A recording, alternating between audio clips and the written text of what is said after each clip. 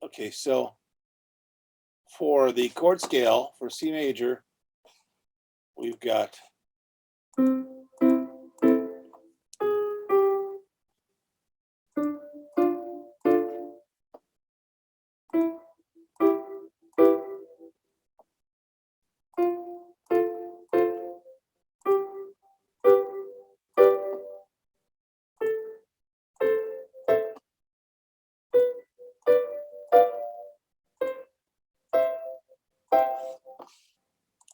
okay.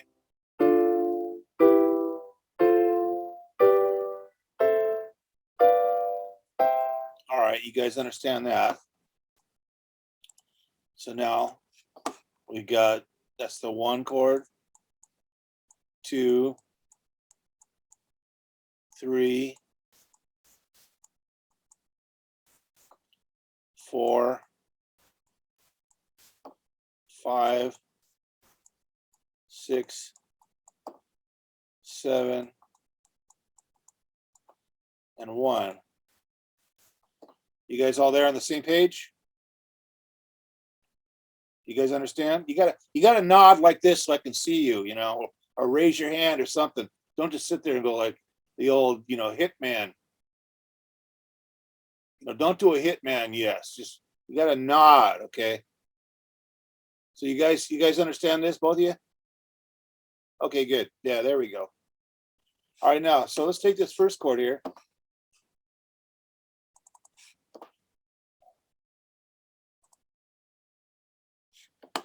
We got C major.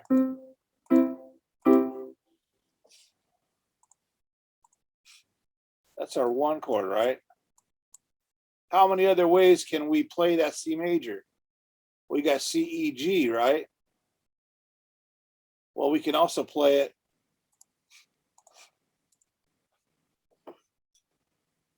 E, G, C, and then G, C, E.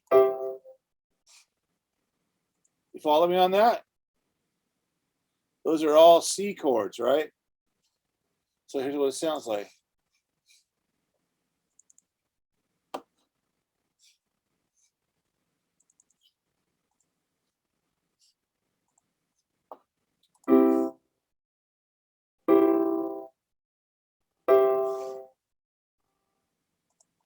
And then usually, they usually like to do this with the C chord. They'll put C, E, G, and then a C at the top. So that's the typical way of playing a chord. It's 4 parts, but 2 of the notes are doubled. So we got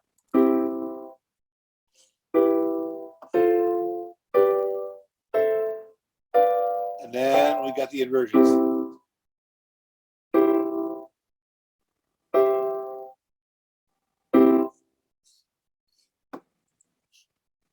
Okay, you with me on that? Okay, so now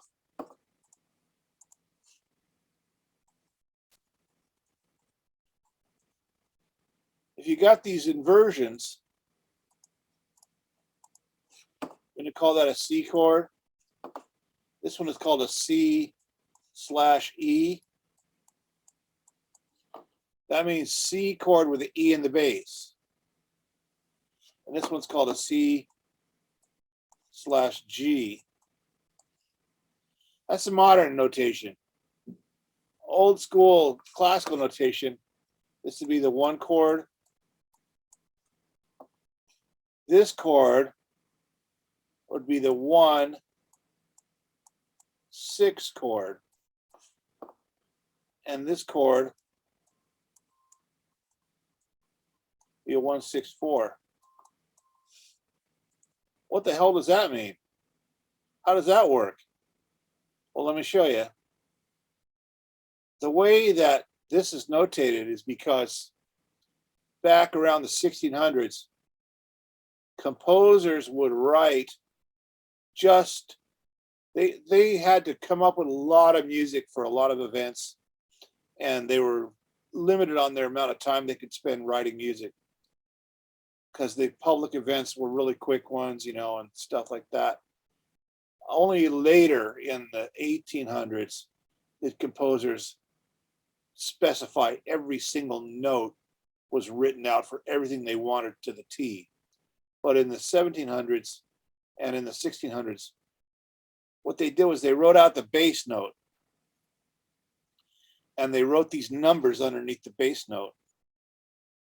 That meant the performer could make up a chord based on those numbers. So what we get is this.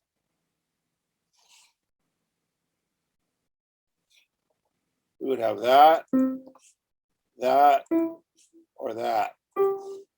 That's what they would write. They would write that in the 1600s or 1700s. And then they would write this notation.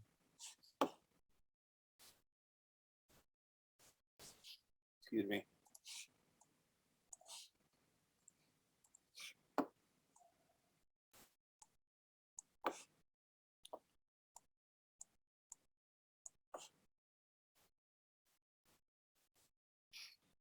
And that's how music was notated in the 1600s.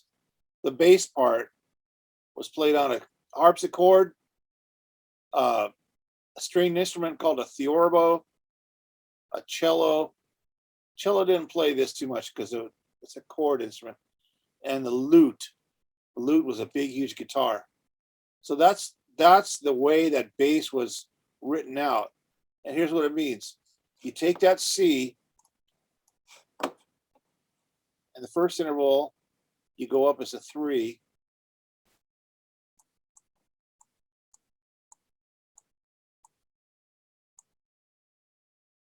And then from there, you go up a 5th.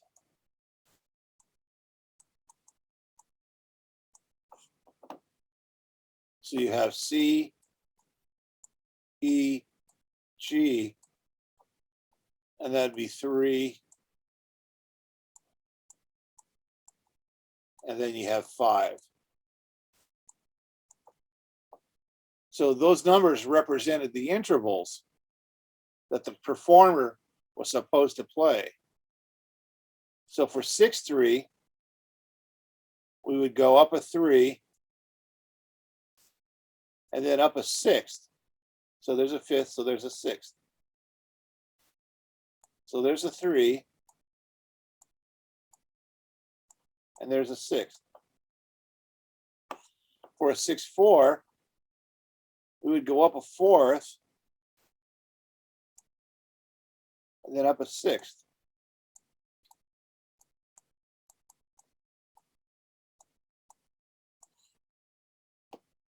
So what you get is C, C/E,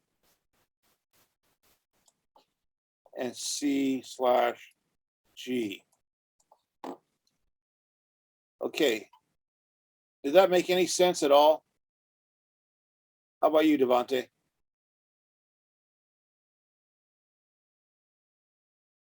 Okay. So that's called figured bass.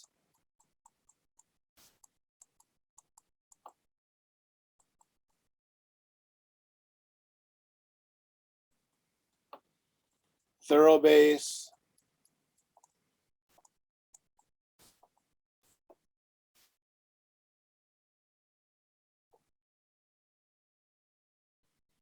And then basso continuo. Basso continuo.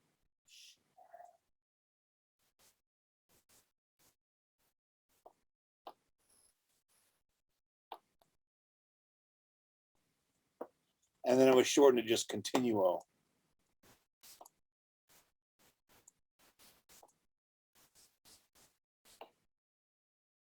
So that's the old way of writing chords, was the numbers underneath the bass note. And that allowed the performer to make up their own chords. They'd fill it in on their own. And a lot of times these guys wouldn't fill it in exact. They would get it close and maybe add a little flurry or a harmony or a trill or something.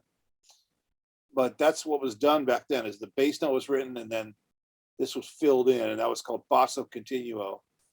And a lot of musicologists, think that this is the greatest invention since sliced cheese, is to have a basso continuo. But Beethoven rejected the basso continuo flat out because he didn't want anybody interpreting his music. He wanted it all exact the way he wanted it written. So he did not write any figured bass. Mozart didn't really write any figured bass. He wrote everything out. Haydn wrote figured bass. A lot of composers wrote figured bass. And it was a huge movement for about 200 years, from about 1620 or so to 1820, 1800. That was the heyday of figured bass. And if someone played a keyboard, they had to be known as a continuo player. They couldn't get jobs unless they could read figured bass, because the composers would write the bass note and the notation figured bass. So all that is still pretty elaborate to write out the chords. Don't you think it's much easier to do this?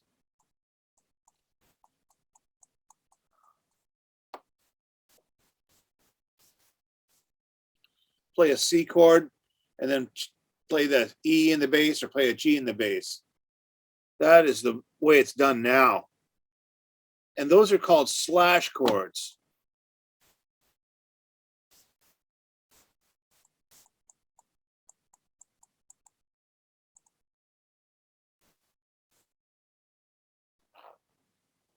Okay. Now, there's a difference between slash chords and polychords. You guys probably want to screenshot this.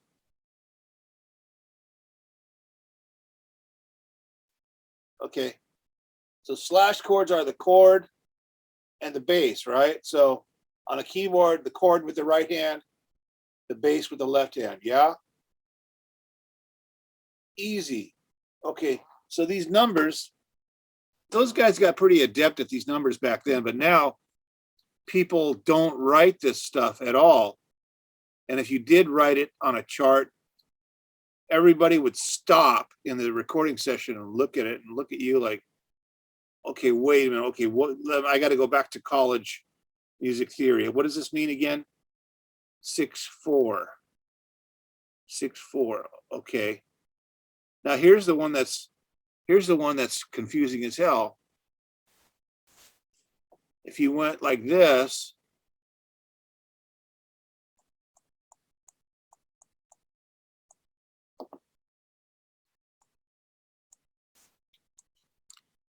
that'd be a C/E, right?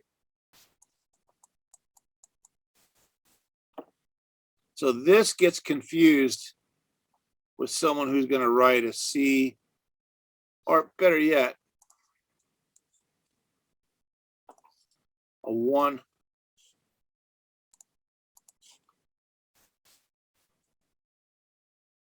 Six chord or a C6. These two are not the same thing. C6 is C, E, G, A.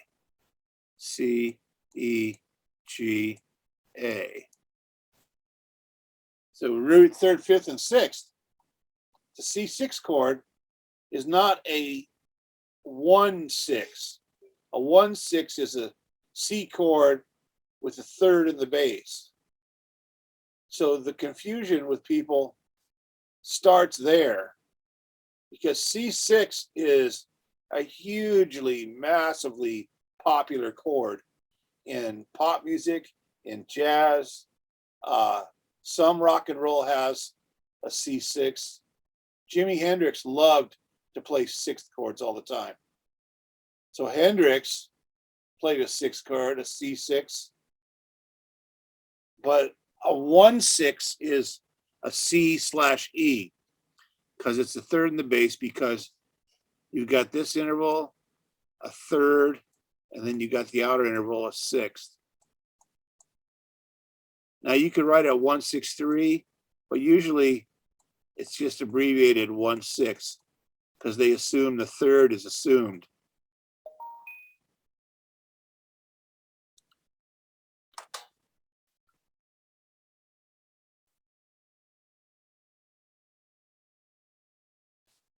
They're calling me about my car warranty.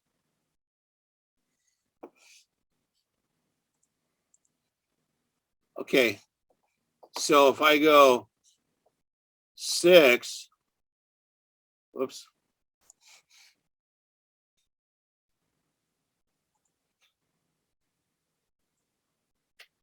Okay, so that's the 6. So from here, I got to go, okay. I know that that's a first inversion. So then I got to go up a fifth, and then there's a sixth. Okay. That's an interval of a sixth. And so they automatically put, if it's a CEG, well, there's E, and there's G, right? I mean, excuse me, C. So there's C and E, right? So where do I put the G? Well, you could put it here. That'd be normal to do that. Or the performer could put it elsewhere. You could put it up here.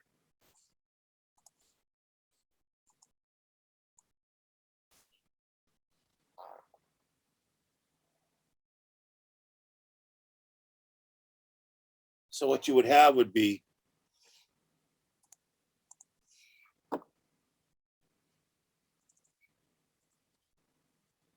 C, and then a G here. So it would sound like this.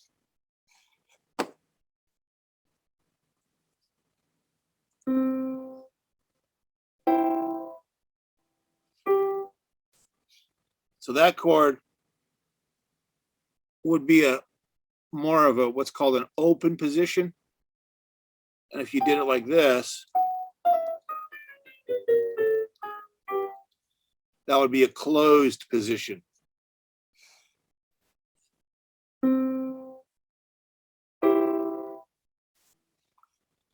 So closed and open position.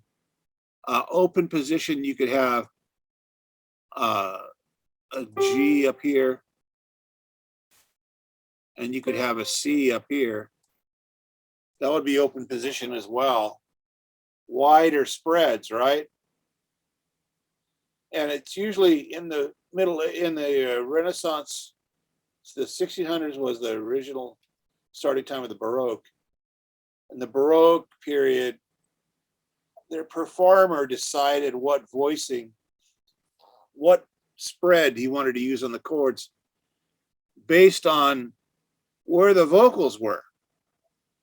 So if the vocal line had some notes that collided with the chords, they would adjust the chords accordingly to the vocals. And the way they sorted that out was with rehearsals. And they would write down what was working and what wasn't working for the chords. But closed position is always like this. Or here we've got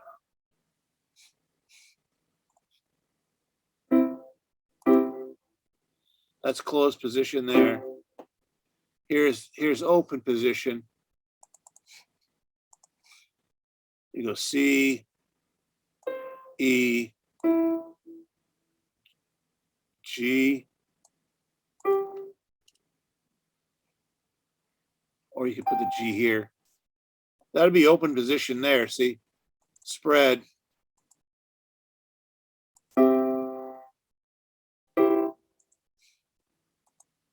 So open and closed position were the ways that you could spread out the chord. So you could go C, E, G, C,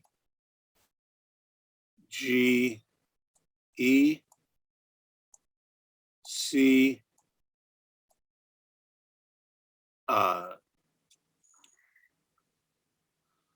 E, G. Those are open positions. And the first one is tight chord. And a lot of guys on videos, they call that the snowman chord.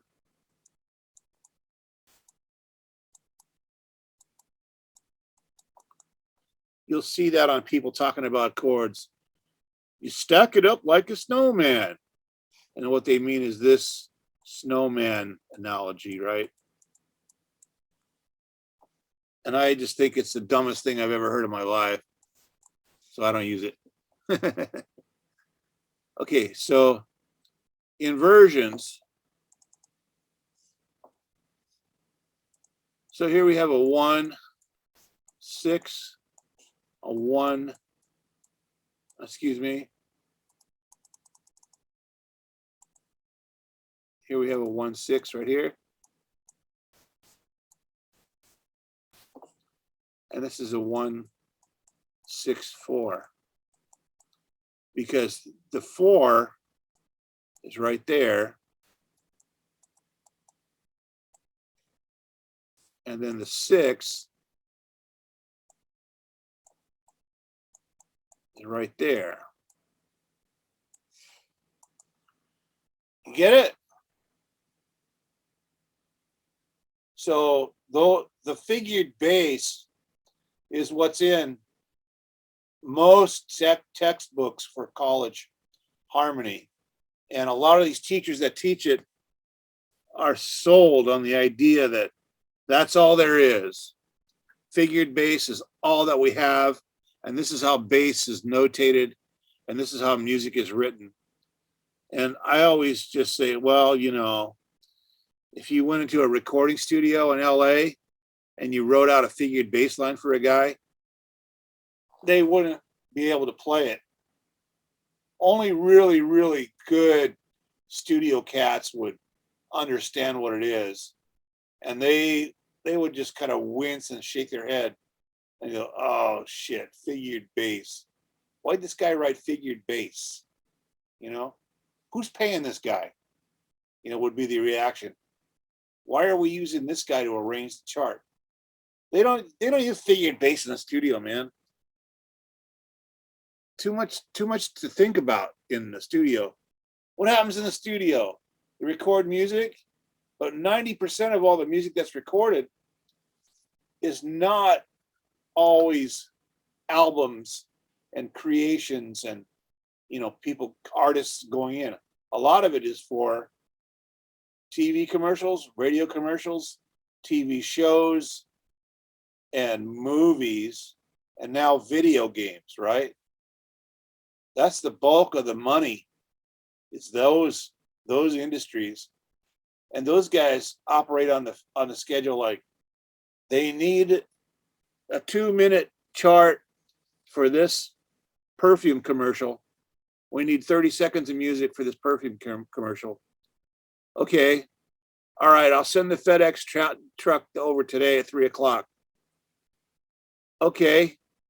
So at 3:00, the FedEx guy is going to show up, and you better hand him an envelope with a USB stick in it. Otherwise, you don't work for that company ever again. That makes sense? When you got a TV production company hiring you to write music, all they tell you is they need this 30-second clip for this commercial.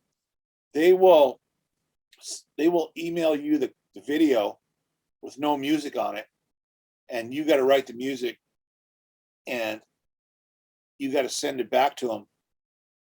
Usually right away, like within 5 hours, 8 hours maybe.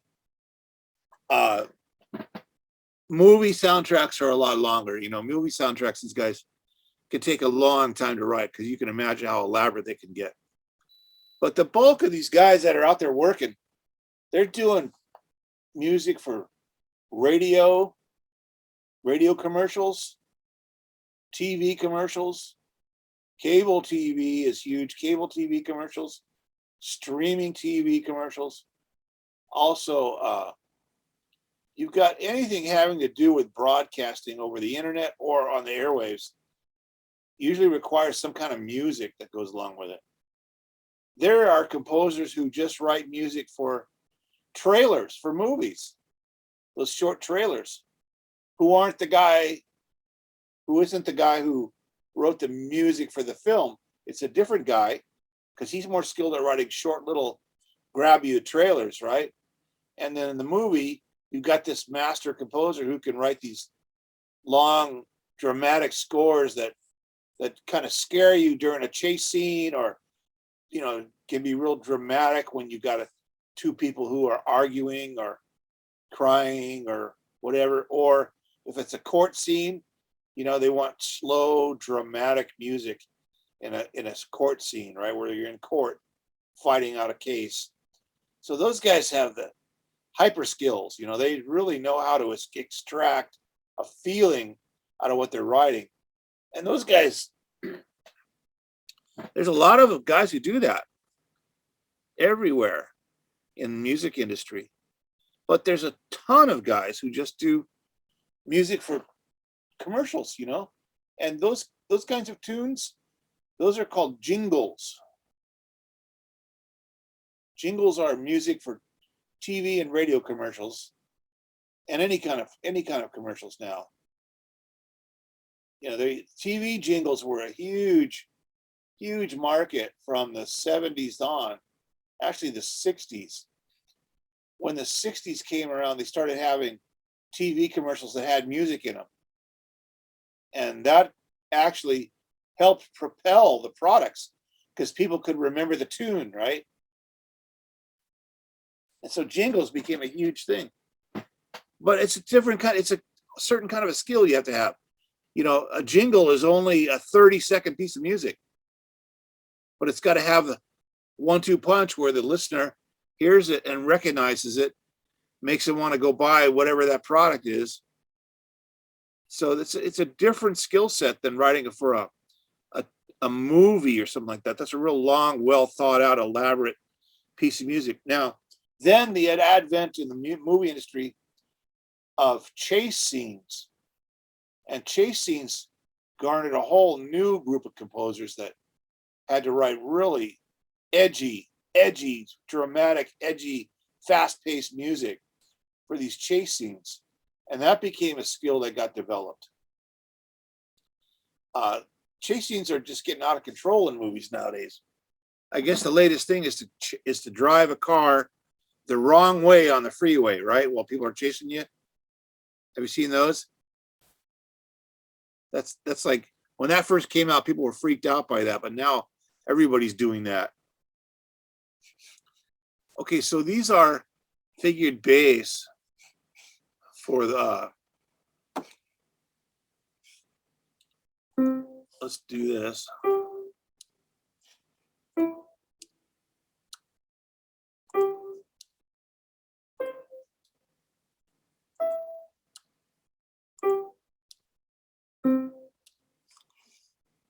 Okay. So you have the three inversions, right? We've got 1, 1, 6.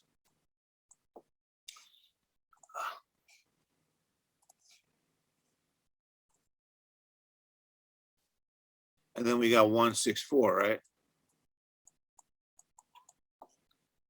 But those are triads. Those are strictly triads, right? So what happens after that is we have these seventh chords, C, E, G, B. And then we have the same thing, E, G, B, C. Then we have G, B, C, E. Then we have B, C, E, G. So that's a 4-note chord now, right? So here we have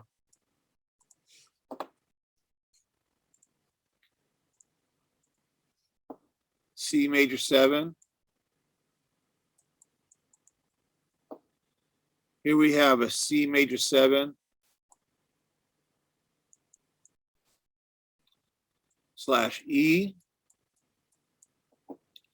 Here we have a C major 7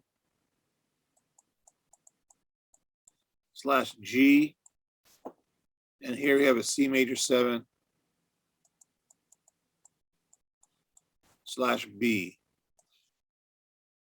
That makes a lot of sense, doesn't it?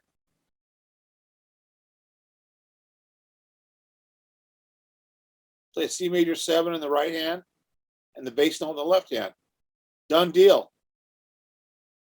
Next tune, right? Okay, so that's how we do it now.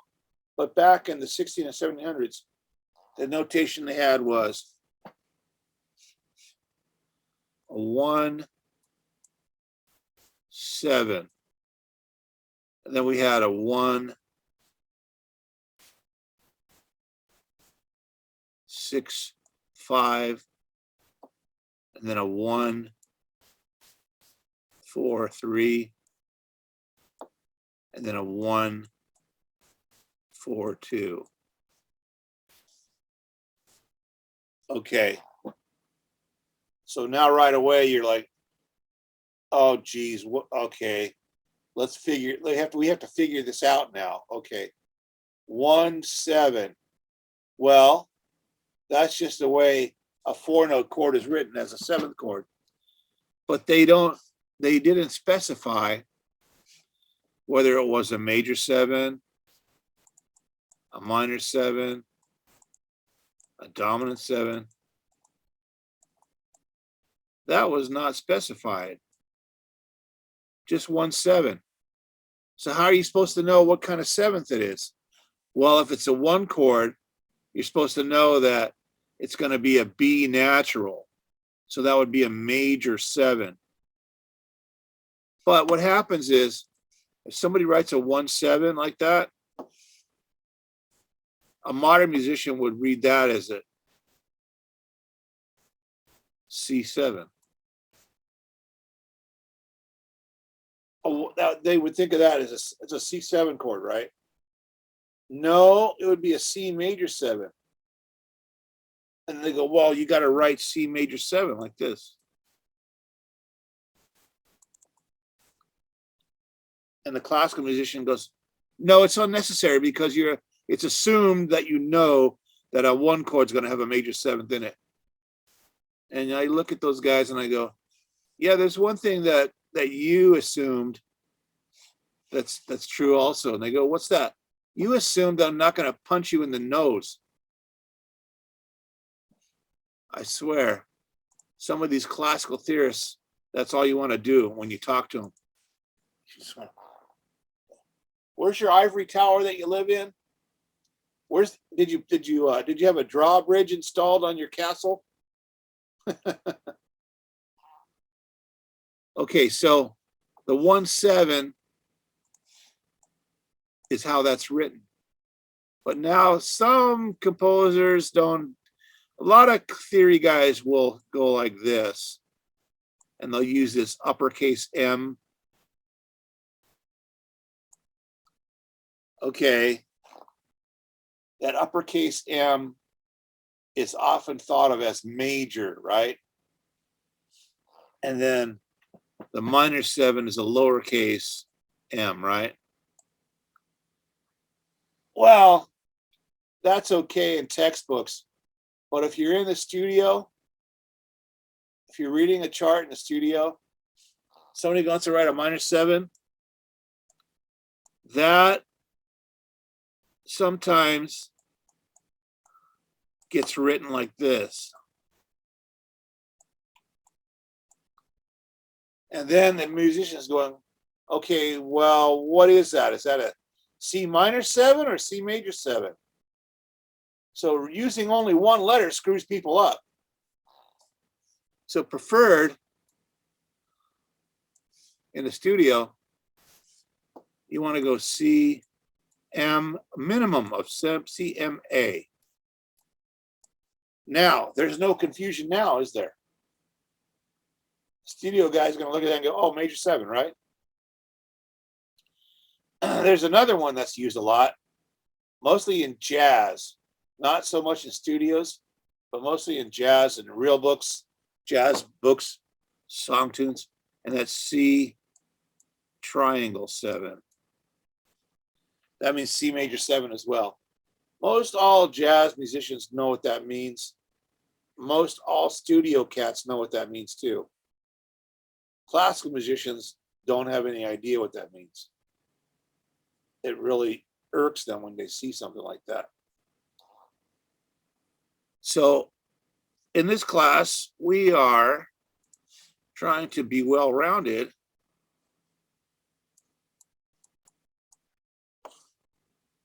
So we're going to do this, do both, and this one here, I prefer, if you guys would learn, just to throw that MA in there. Because imagine if you're going to write it for another musician, you know, you got to, the idea of writing a chart is not to disguise what you're trying to do, but to communicate what you're trying to do. So they understand it, so they can actually play it. You're not trying to disguise what you're trying to do. So they have to be confused and figure out what it is and think of you as being this lofty music theory guy and impress them with that. That doesn't work in studio. In the studio, what works is recording the stuff because the FedEx truck is on the way at 3 o'clock, right? Could be UPS though, right? That'll be on the final if it's UPS or FedEx. Just kidding. Okay, so we use MA at the minimum MA. I'm one of these guys that always writes MAJ. Unless I'm going really fast through an analysis. If I'm going really fast, I will fall back on this 1 triangle 7. And a lot of times the triangle 7 is if you have chords written one after another like this.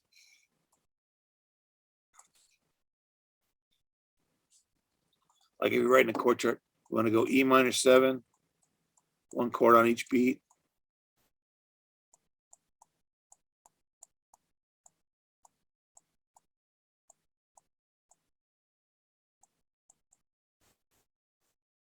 So that is how to save room. If you only got one little tiny little measure to put the chords over, you do little things like that to save room. Now you guys understand that means E minor 7, D minor 7, C major 7, G7, right? So the reason why we do that is because people, when they're writing stuff out, they realize, oh, I'm running out of room. I got to shrink these size of these chords down. And everybody understands minor 7, C major 7, G7. Everybody understands that in the studio and on gigs and live jazz. A classical musician would not use chord symbols. What does a classical musician do? They have all the notes written out. And if you're from 200 years ago, you would use figured bass. Okay, so figured bass is part of the curriculum that we teach, so you guys know what it is. So let's take a look at this.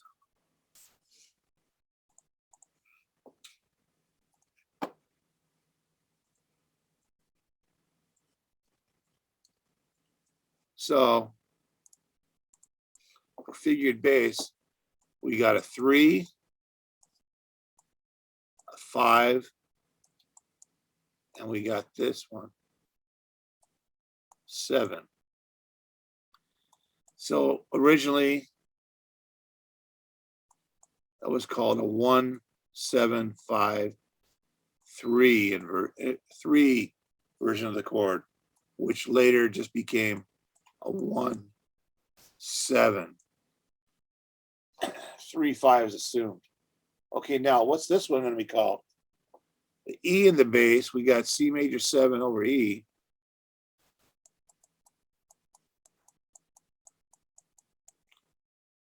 We call that a 1.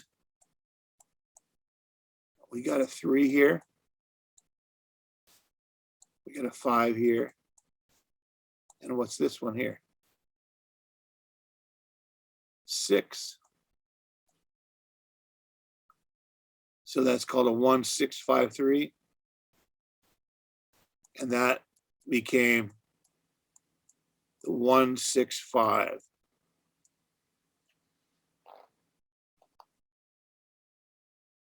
Screenshot that.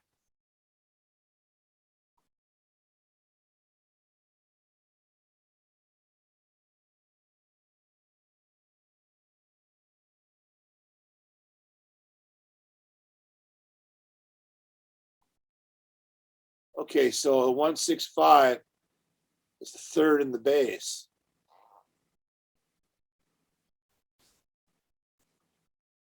Now we go over to here.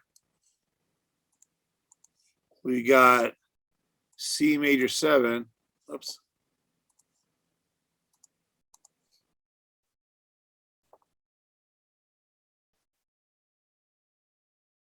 Slash G, right?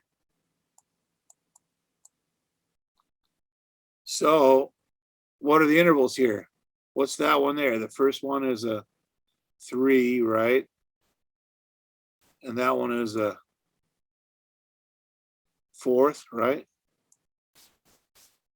And that one outside there would be a 6, right?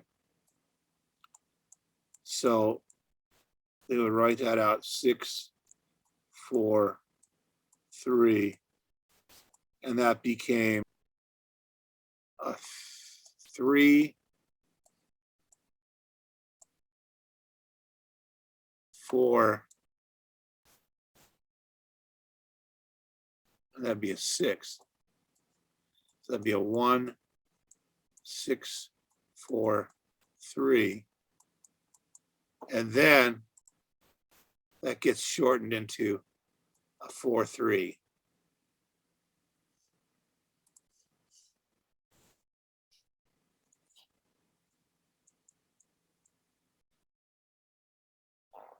So these are the preferred notations for these chords, 6, 5, and a 4, 3.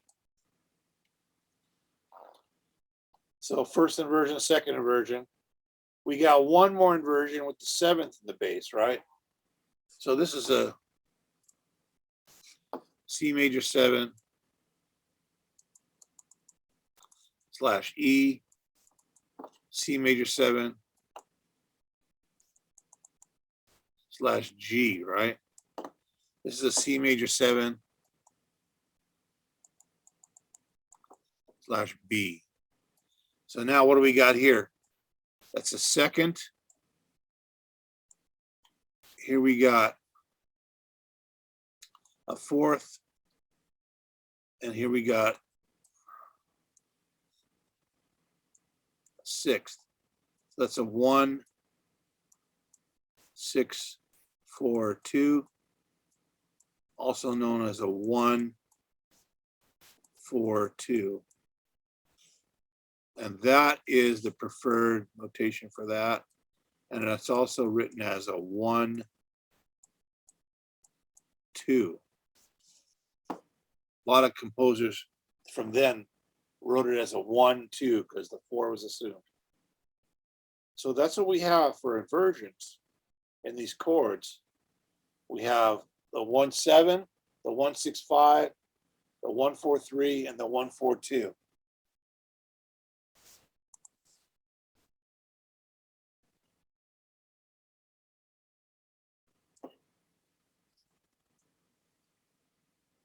Okay, so again,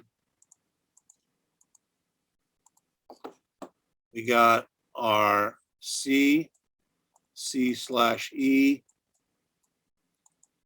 C slash G, and then C. Here we got a C major 7, C major 7 / E,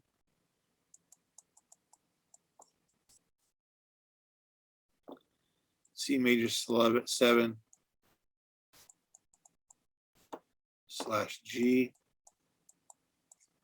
C major 7 / B. Here we got our 1. We're going to put MA there. And here we're going to put our 1, 6, 5. This is going to be our 1, 4, 3. And that's going to be our 1, 4, 2. This is our 1, our 1, 6, and our 1, 6, 4. So these are for triads.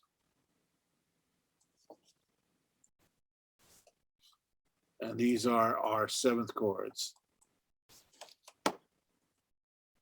So that's how the stuff is notated with figured bass.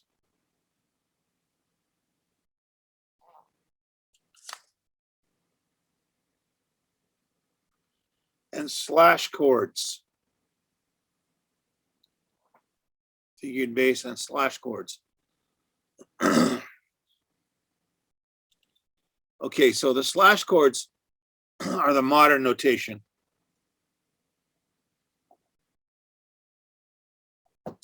And then you'll see right away when we do this,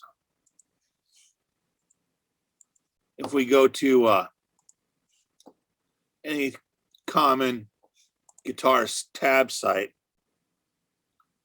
let's go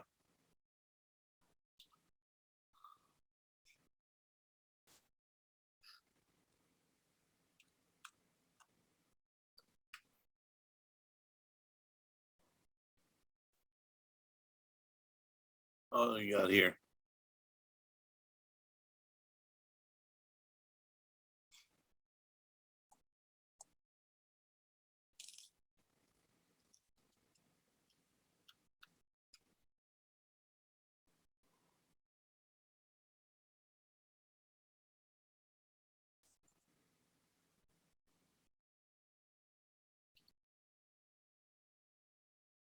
Can you guys see this okay?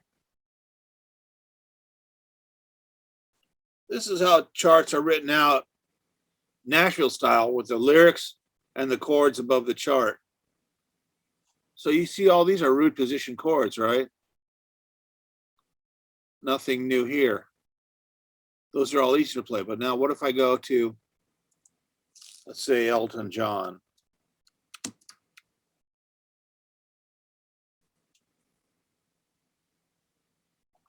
Let's try this one here.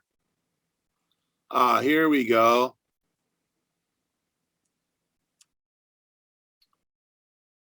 What do we see here with Elton John? He's a little more interesting with his chords. So we got that one, that one, that one.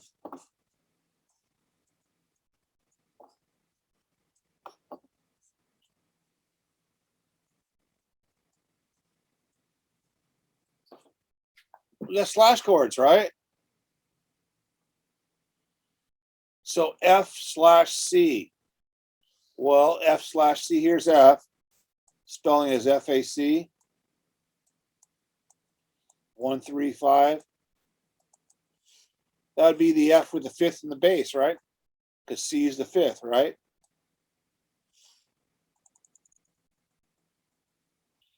E minor 7 / D. Okay, so we got E minor 7.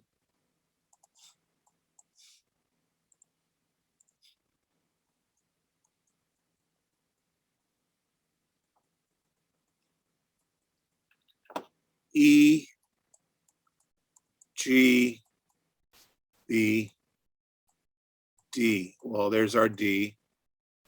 1, 3, flat 3, 5, flat 7. So that's an E minor with the 7th in the bass, right? So in the key of C, E would be the 3 chord, and the 7th in the bass, it would be a 3, 4, 2, if you're writing it out in classical notation like that. But they don't do that. They just use slash chords. Okay. So we got A minor over G, A minor, and then the minor 7 would be G, right? That'd be an A minor 7 with a G in the bass. A minor 7 with the 7 in the bass.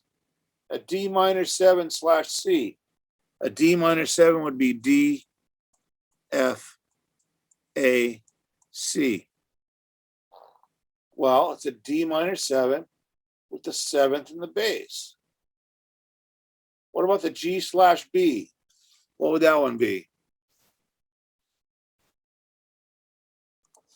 Andrew. That would be a second inversion. So it would be like, it would be B and then DG. Okay, why second? Well, because it's a B, and that's the third in the chord. Right. Mm-hmm. So if you have root position, that's root in the bass, right? Yeah. Well, if it's in root position, isn't it GBD, right? Right. So So first, if first it's, inversion. oh, I'm sorry, I meant first inversion. I was thinking like second. Okay. Yeah. So it's first inversion B and then DG. Exactly. Okay, next one. D9 over F sharp. Dante, can you try that one?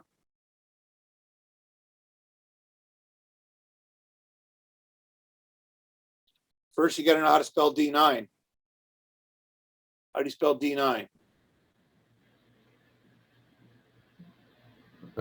First, when D9, the ninth is like it's basically the ninth chord key or whatever.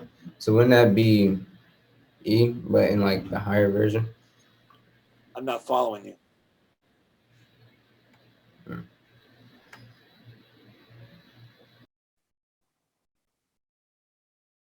How do you spell D chord? 1, 3, 5.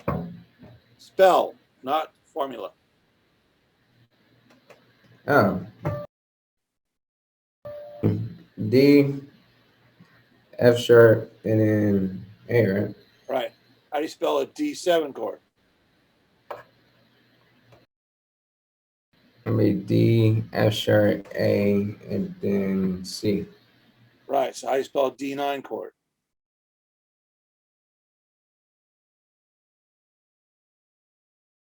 So would it be D, F sharp, A, and then would it be the E at the end? You gotta have the Because C, you gotta have the C in there still. oh, the C, yeah, C, and then because it says D9, so that's why I'm like. D9 is the dominant 7th chord with a 9 on top. Yeah, so it's going. Yeah, so it's going to be D, F sharp, A, and then the C, then the E. No. Yeah. C, yeah, you gotta see. D, F sharp, A, C Yeah, with an E on top, right? yeah.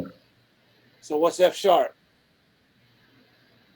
You know it's F sharp. So what's F sharp in that chord? F sharp is the 2, right? I mean the third. Third. Third, yeah. So it's the third in the bass, right? Yeah. Okay, you understand? Mm-hmm. Okay. What's this one here? Go ahead. Same person, Devante.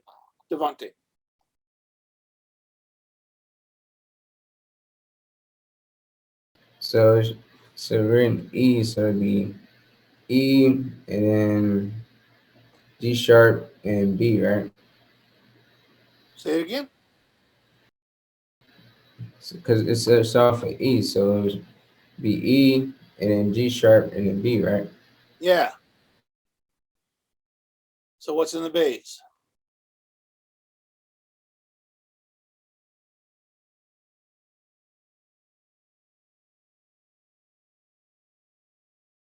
What's the bass note on that chord? It's the E, ain't it? No. It's the Say it. G sharp. G sharp is in the bass, right? Yeah. So that's third, right? Yep. So they call that first inversion. Oh yeah, I see You it. guys Yeah, starting to grasp all this? I see that now with the chord. So Okay. So we're gonna review this some more on Wednesday then, because you got to do some homework on this, and I got a chapter for you to read. But this is important stuff to continue on, as you understand these slash chords and figured bass chords. Polychords are in the future, but we're covering slash chords and inversions. That's a key. Now, the way you get these down is you gotta know how to spell your chords. That's key right there. You gotta know how to spell the chords. That's the only way to get through music theory is if you know how to spell chords quickly. All right. We'll see you guys on Wednesday. Thanks a lot for coming. Thank you. it was